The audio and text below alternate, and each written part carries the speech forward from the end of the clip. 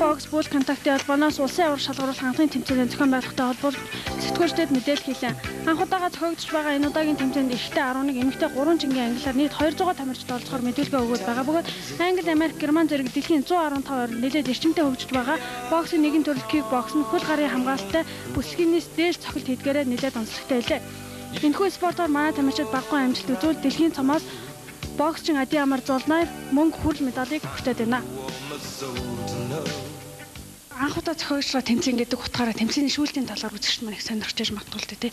Одоо мэдээж олон улсын тэр хэмжээнд зөвшөөрөгдсөн тэр дүрмийг баримтлах. Одоо яг шүүгчээр ямар хүмүүс ажиллаж байна вэ? Монголд ер нь кикбокс бүл контактын шүүгчд ер нь байдаг юм уу? Бид нэр өнгөрсөн одоо хагас өдөр спортын төв ордон техник зөвлөгөөний хурал хийсэн байгаа.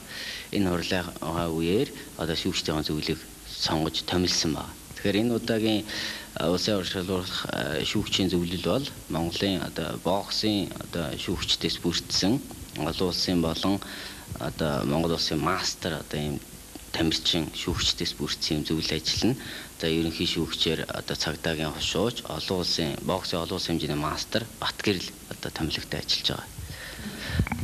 Тэмцээний ач холбогдлыг одоо нэлээд анх зохиогдож байгаа гэдэг утгаараа цаашид энэ спортыг сайн хөгжүүлэх талаар нэлээд ач холбогдол өгч байгаа. Магадгүй тамирчдын шагнал урамжлалын талаар санхүүгийнхаа асуудлыг нь яаж шийдэж байна? Улсын авар шалгаруулах тэмцээн энэ удаагийн тэмцээнийг их маргад эрдэнэ компанийн тэтгэж санхүүгийн асуудлыг шийдсэн байгаа.